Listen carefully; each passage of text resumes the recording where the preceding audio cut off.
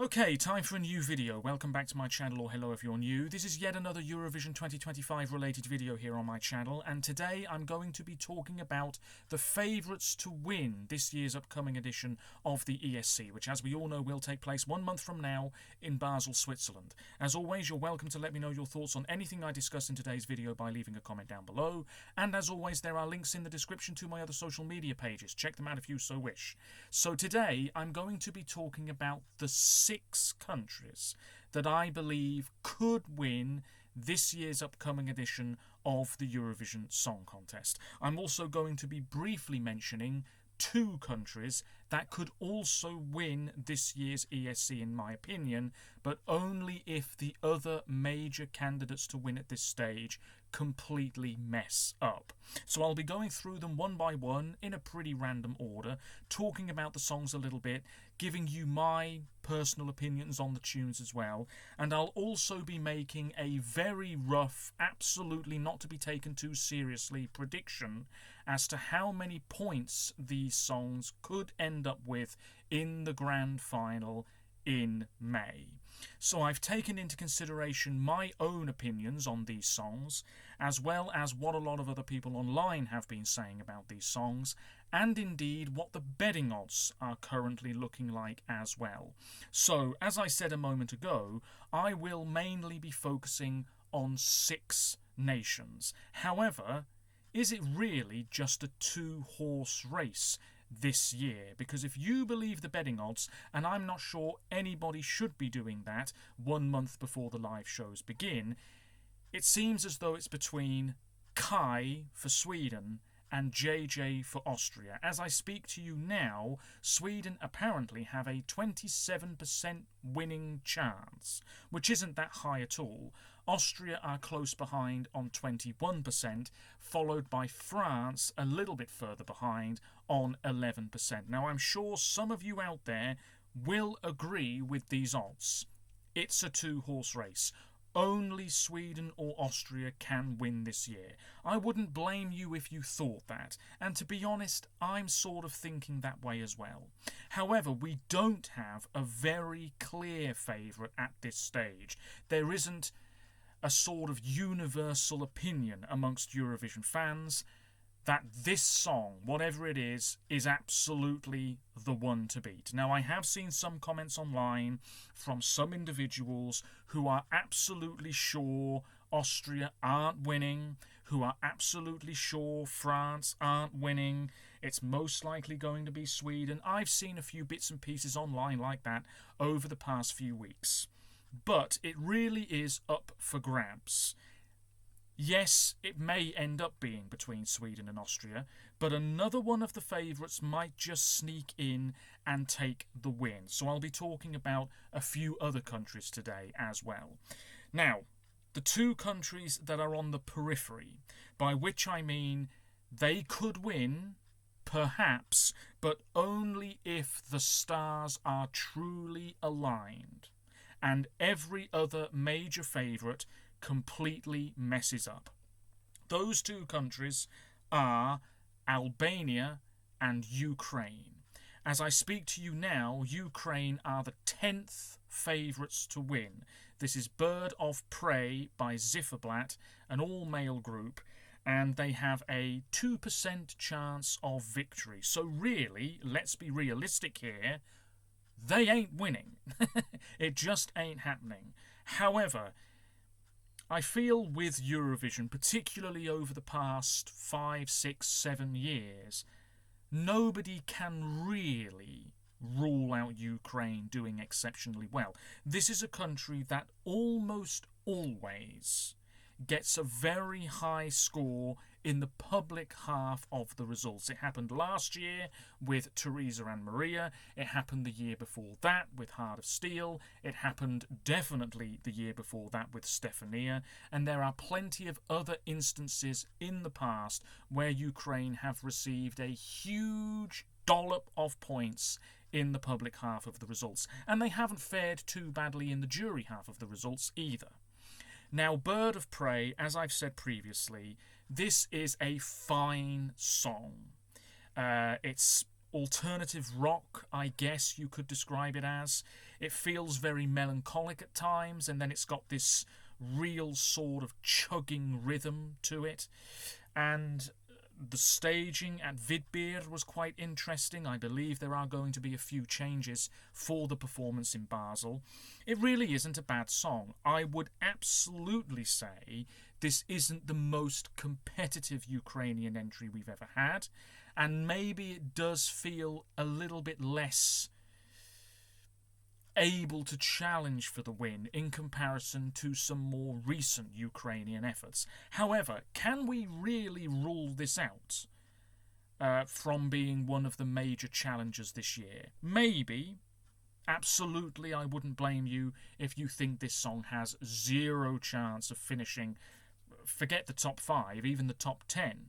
However, I've written them down just because none of us should be surprised if Ukraine get another 200 points plus from the public in the final. They're definitely going to be in the final. They've only got to fart and they are in the final as far as I'm concerned. And as for the juries, well, I think they'll enjoy this quite a lot because there's really very little to fault. So Ukraine are on the periphery. They're most likely not coming close to winning at all, but if everybody else, I don't know, has some sort of collective hysteria and pulls out the day before the final, then hello, victory for Ukraine once again. The other country, Albania, are the 9th favourites to win at this moment in time. This is, of course, Shern by Shkodra Elektronike. This has a lot going for it. It's in Albanian, it feels mysterious and cool and intriguing, and it feels like a very special Eurovision entry. It feels like this is what Eurovision is all about. Something that isn't in English, that isn't pop, that isn't rock, that feels very intriguing somehow, and so many Eurovision fans love this, and some of them are adamant that this is a serious challenger for the win. Could Albania do it?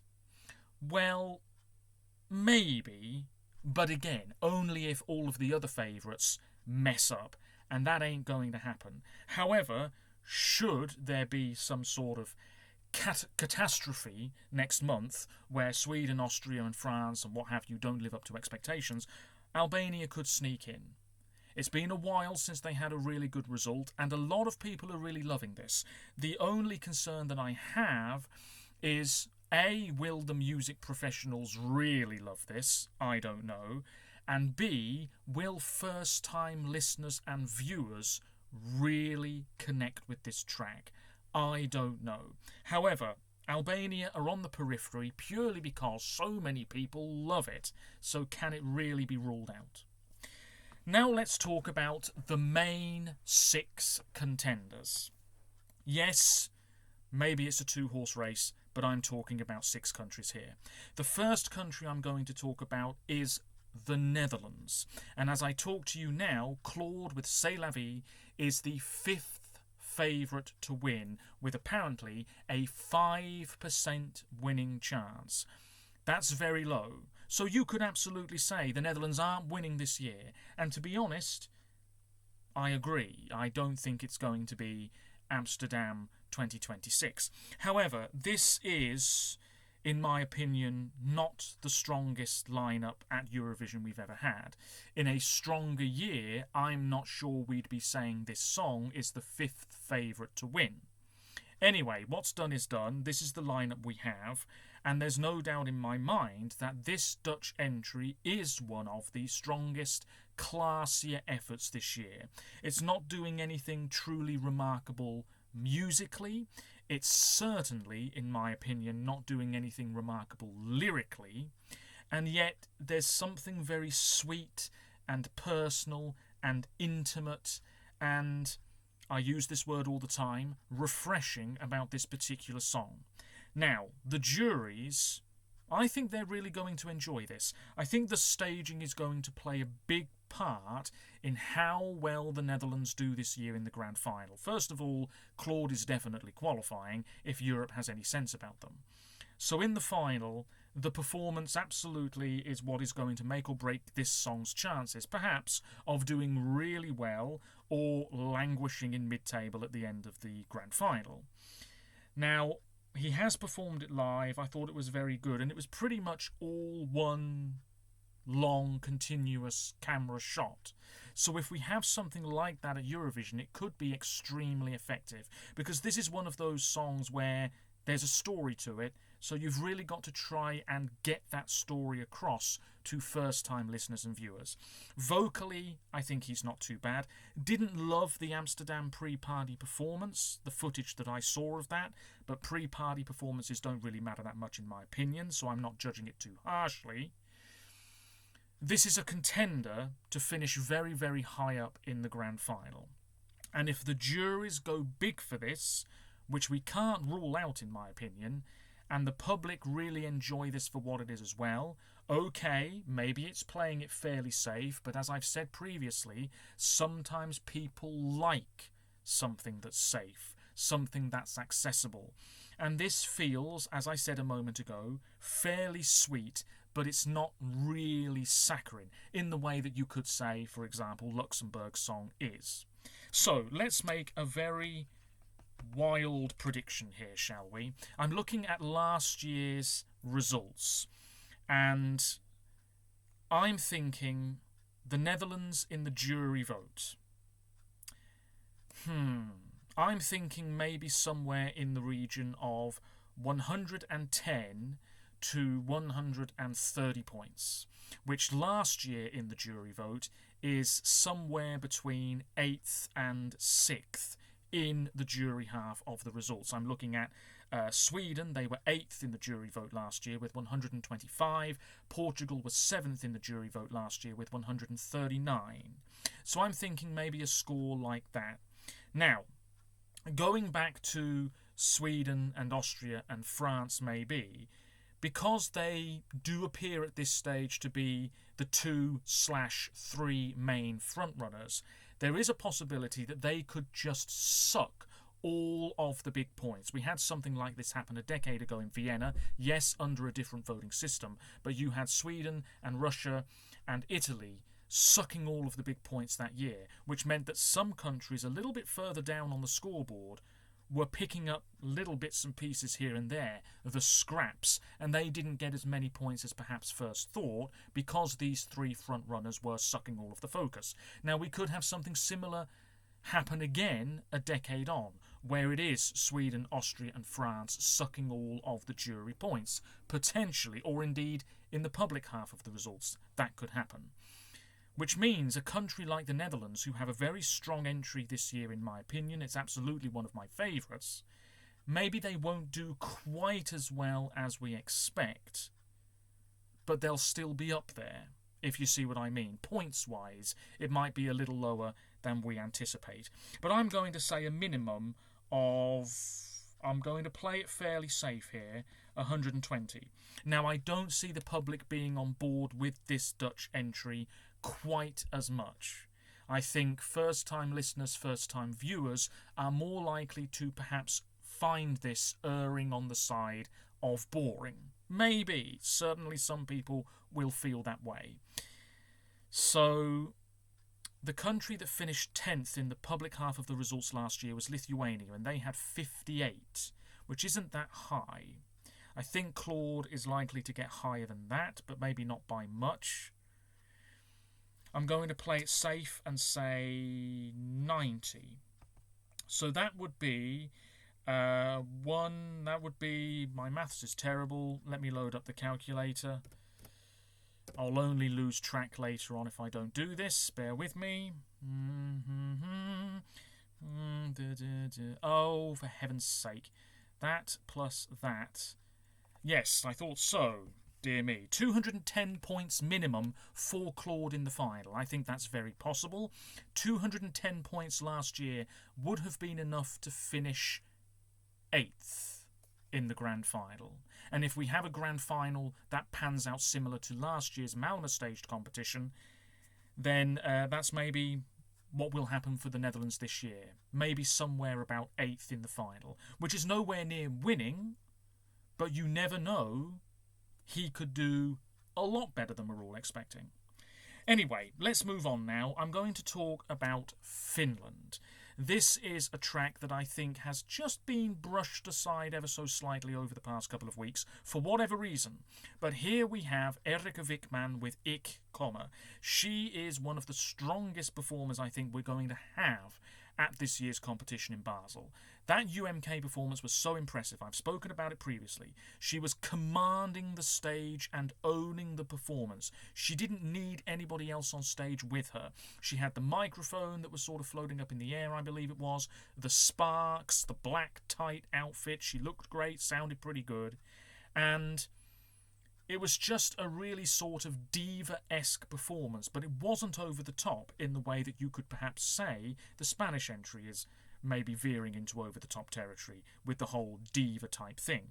Anyway, this is just great. It's catchy, it's fun, it's definitely the sort of track that holds your attention right from the very start and doesn't let go for the whole 3 minutes, in my opinion. This is a contender to do extremely well in the final. Maybe not win, but I think we're all expecting it to finish in the top 10 in the final. I think most of us are expecting that, and I think first-time viewers are really going to enjoy this as well. So, with that in mind, how well is this song really going to do? In terms of the jury vote, well, I've said the Netherlands will get at least 120. Will Finland get more than that? Dear me, I'm actually going to change the Netherlands score here. I'm going to change it to 140, which means that that will go up to 230. Because I do think the Dutch entry is really strong, and I think music professionals will absolutely enjoy it for what it is. So Finland.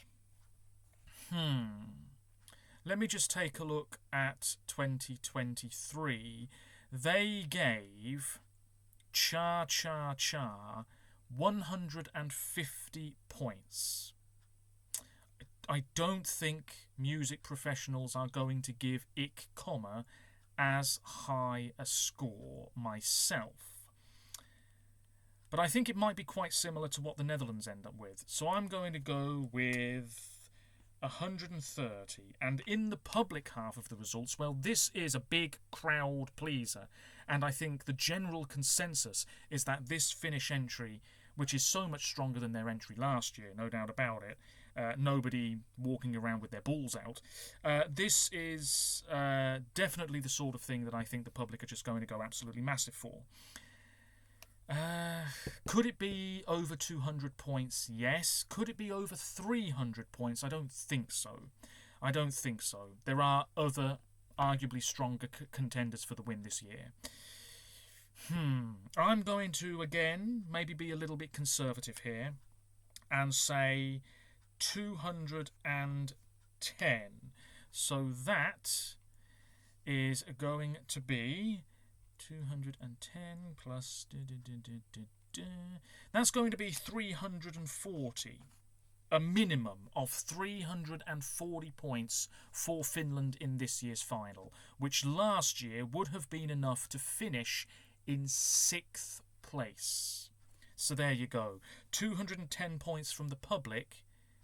That's slightly less than what Nemo had for Switzerland last year, and he was 5th in the public half of the results. Well, we just don't know. These are just not to be taken too seriously rough predictions. But I wouldn't be surprised if Finland get an even higher score from the public, maybe even a slightly lower score from the juries. But you've got to be looking at least 300 points plus in the end for Ik, this year. And although the attention maybe has shifted ever so slightly in recent weeks, I think it will build up again just before this year's competition gets going. It's closing semi-final too. It's going to be absolutely fantastic. The next country I'm going to talk about, well, it has to be Israel. I can't remember whether I mentioned them in a video similar to this one a year ago, but Is the same thing going to happen again? Will lightning strike twice, for want of a better phrase? This is New Day Will Rise by Yuval Raphael. She is the 4th favourite to win as of right now, based on the website in front of me, with a 6% winning chance. Now, there has been some talk, indeed there's been some talk since last May, about how the juries killed any chance of an Israeli win last year. Okay, I don't totally disagree with that statement. However, 12th place in the jury vote is not exactly totally shunning a particular song. And this year's Israeli entry, which admittedly I've only heard all the way through once, I think is slightly stronger than last year's effort. So I can see this year's Israeli track doing slightly better with the juries than last year's Israeli track. But maybe not by a great deal. This is a ballad. It's a pretty safe ballad. Vocally, it is strong. That is the best thing about this track.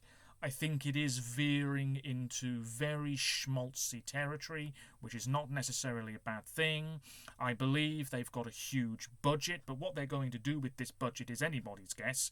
I mean, I think they had a large budget last year, but it didn't really look like that based on the performance. As for the public, well, last year, 323 points went Israel's way.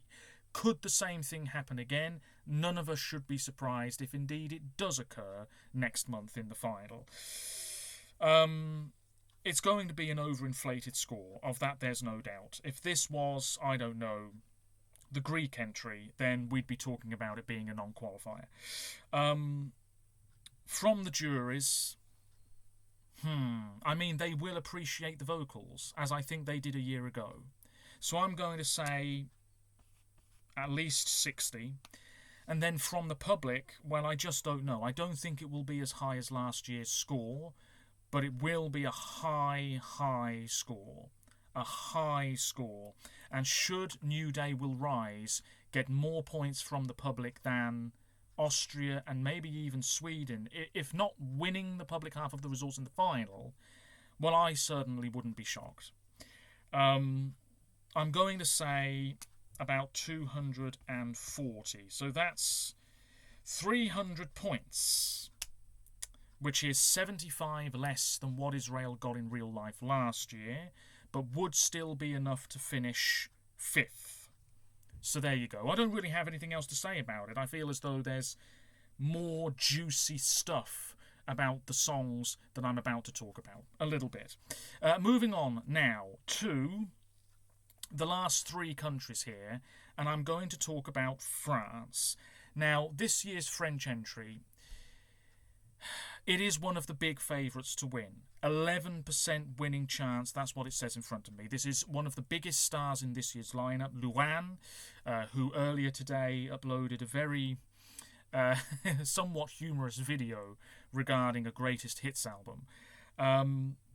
This song, Maman, it's a very personal track, sort of addressing the loss of her own mother and how she's a parent and she has a young daughter and the love for her daughter and what have you. It's a very, very touching tune. It's a pretty straightforward ballad, and I think some people are disappointed it's a pretty straightforward ballad. And yet, timeless classic ballads are exactly that. Timeless and classic. They can still get a lot of love at Eurovision, and they always will. A couple of years ago, Barbara Pravi had a ballad even simpler than this one, and she did very, very well in the public half of the results and was 2nd overall in Rotterdam. Last year, Slimane sang the hell out of his track, and he did remarkably well with the public, very well in the jury half of the results as well, and finished in the top 5 overall. Those 2 songs I've just mentioned, Voilà and Mon Amour, they're not doing anything brand new. They are timeless and classic, you could say, and the points poured in, so I don't see any reason why it couldn't happen for France again this year. I really don't. I do think back to 2021. We had Italy, big old rock song, very energetic group, something very different for Italy, and obviously it was massively successful. And then you had John's Tears for Switzerland, and a lot of people really appreciated the artistry of that song. And then you had France. And from what I remember, when it came down to it, I do think there was a bit of a backlash towards France. I remember seeing quite a few comments all those years ago from people saying that they would be very, very disappointed if France won. Oh, Switzerland's song is far stronger. Italy's song is far stronger. And I thought, well, hang on a minute. France's song is really damn good. Let's not rule that one out from winning as well. It would be a very fine winner, in my opinion. And this year, I'm starting to sense it all over again. Sweden are there. A lot of people are loving it. And a lot of people would be happy if Sweden won. And then you've got Austria, and I think there is a little bit of a backlash towards that one, but I think a lot of people would also be perfectly fine with an Austrian win. And then you've got France. And I can see it now. Should France triumph, not only would it be incredible, their first win since the late 70s, their 6th win overall, but I can see the online comments now. A lot of people are going to be very annoyed if France win, because of this perceived belief, whatever you want to call it, that this song isn't strong enough, it's too bland, it's cheesy, it's cringy, whatever you want to say. And I'm thinking, well, it isn't. It's actually a really strong effort by somebody who's very experienced, who can sing live, and at the Amsterdam pre-party, I believe it was, she had English lyrics on the screen behind her. And if they keep that for Eurovision, that could be really impressive and effective, because this is such an intimate song, and you've got to try and open it up to a huge viewing audience. And by having English translated lyrics on the screen behind you, that could really work in your favour. I don't know.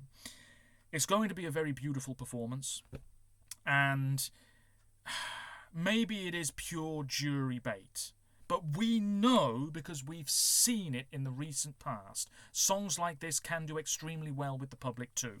So, they're in it to win it as far as I'm concerned, and I really like her and her personality, and I wish her all the best.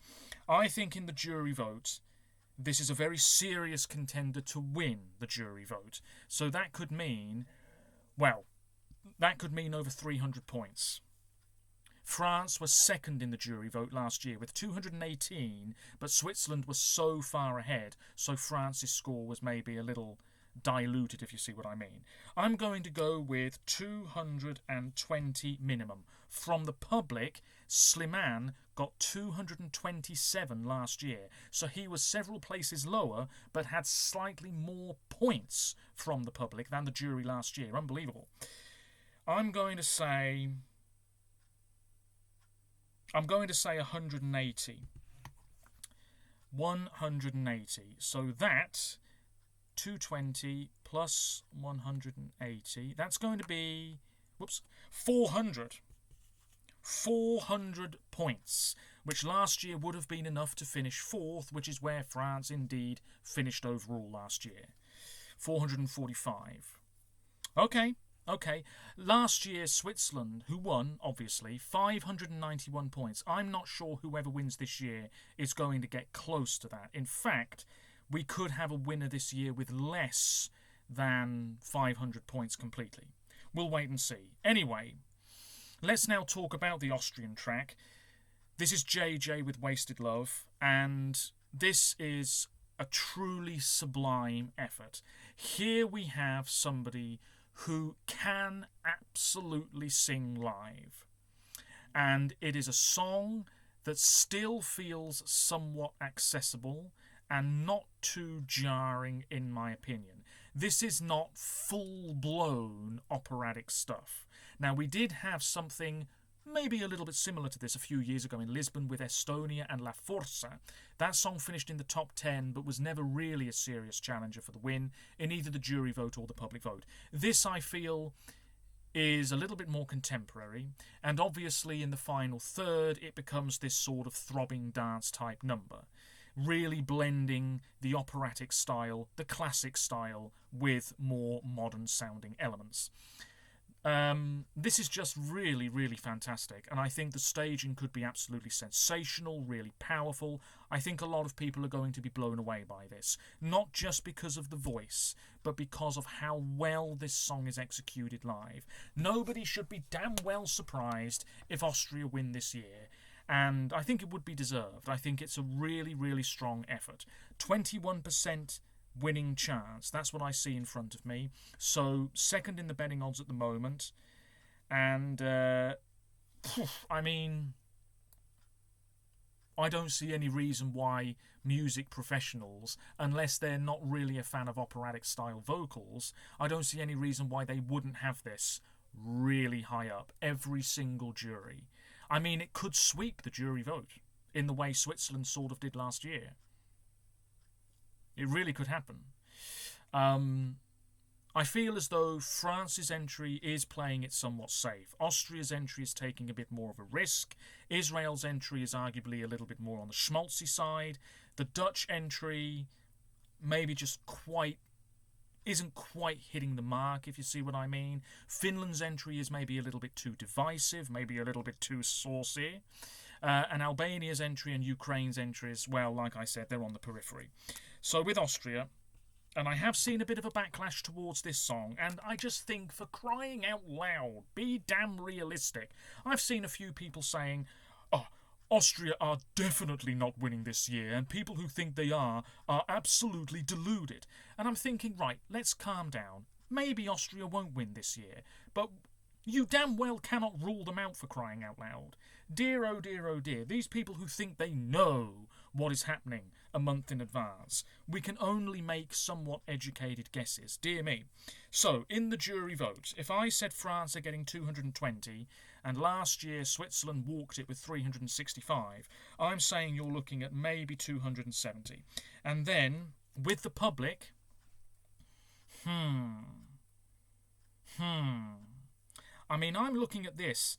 Israel, 323 points from the public last year.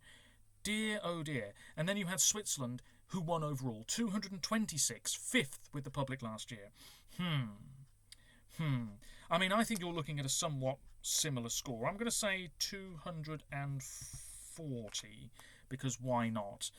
We could very well have a situation this year where neither the jury winner or the public winner wins overall. That's entirely possible. Austria or France could maybe win the jury vote. Maybe Sweden could win the jury vote. I'm not sure many people are expecting that to happen, but you never know. And then with the public, Sweden could win the public vote. So we could have a difference of opinion, and then somebody else sneaks the win. Who knows? Who knows? Anyway, let's add this up. 270 plus 240 is 510. A minimum of 510 for Austria. And last year that would have been enough to finish third. So I think that's, dare I say it, somewhat realistic, maybe, because I don't think we're going to have as clear a front-runner in either the jury vote or the public vote this year. There we go. Anyway, that, of course, leaves Sweden, and this is just so typical. Sweden do something a bit different. They send something that a lot of people do consider is maybe a little bit of a jokey entry. It's not Måns, it's a song in Swedish, and still Sweden are the favourites to win. This is evidence they can send any old thing and still be considered one of the favourites to win. It is the strength of this country that pretty much anything they have in their national final could finish in the top 10 at Eurovision in any given year. It's very impressive, it must be said. This is Kai with Bara Bada Bastu, an all-male group from Finland. This song has gone viral, millions of views online, #1 for weeks in Sweden, #1 for weeks in Finland. The points are going to pour in for this. It's quirky, it's cool, it's humorous. It mentions Arja Saijonmaa, who's been in Melfest before, was the runner-up in Melfest in the mid-80s, I believe. And I really like this as well. It's very catchy. Now, is this going to be the third year in a row something like this happens? Cha Cha Cha was the public favourite and finished second overall. Then we had Rim Tim Taggy Dim, the public favourite, second overall. Now, Bara Bada Bastu, public favourite, second overall. It could be a hat-trick of results like that. It really could. I think the feeling is, amongst most Eurovision fans, and correct me if I'm wrong, but I think a lot of people are expecting this to do better in the public half of the results, which is interesting because usually we expect Sweden to do very well with the juries and not so well with the public. It seems to have been that case a few times in the recent past. Obviously, the staging, it's going to be similar for Eurovision. It's going to go down an absolute storm. They're all smartly dressed, and the guy saying sauna, and then you've got the dancers, although how that's going to work, because at Melfest they had 7 people on stage and you're only allowed 6 at Eurovision, so they might have to change something there. The fake trees and what have you. It's all very unusual, and yet a lot of people tune into Eurovision to see this sort of thing. Something that feels a bit unconventional, something that feels a bit humorous, something that feels as though it is downright silly. But actually, lyrically, I think it's quite interesting. It's about, brushing aside your worries by relaxing in a sauna. That's not a bad thing at all. So I'm going to say Sweden are probably going to win the public vote. Could it be well over 300 points? Perhaps so. More than Israel? Maybe. More than Austria? I would say yes. So I'm going to say 280. And then from the juries, who last year had Croatia third with 210, and you could absolutely have said at the time, Rim Tim Taggy Dim is not a particularly jury-friendly track. I mean, the international juries liked it at Melfest. And if that translates on a much wider scale to Eurovision, you never know. I'm going to say 240, because why not? So 280 plus 240, that's 520. That's 10 points ahead of what I've said for Austria. And to be honest, it really could be that close in the end. It really could be that close in the end. So I've sort of agreed with the current betting odds that it's more of a 2-horse race. But at the same time, I don't think any of us can really for sure say, not at this stage, that it is a 2-horse race, because France are waiting in the wings. We just don't know if that song is going to get 12 points left, right and centre in the jury vote and do incredibly well with the public. Israel, we just don't know exactly what's going to happen there. Finland, I mean, that could do incredibly well with the public, certainly. And then you've got the Netherlands just waiting in the wings, maybe waiting to swoop in case some of these other countries mess up for whatever reason. So, just to recap, the Netherlands, a minimum of 230, which would last year have been enough to finish 8th. Finland, 340, which last year would have been enough to finish 6th. Israel, about 300, which last year would have been enough to finish 6th. France, 400, which would have been enough last year to finish 5th. Austria, 510, which would have been enough last year to finish 3rd. And Sweden 520, which also last year would have been enough to finish 3rd, but as I've already said a few times in this video, I don't think we're going to have a song do so much better than anybody else in the jury vote or the public vote. So I think the overall scores for countries this year will be slightly lower. Like I've already said too, don't take this too seriously. What I've written here is just a bit of fun. Let me know what you think. Are there other countries that maybe I could have spoken about today? For example, Estonia are in the top 10 of the betting odds, as are Belgium.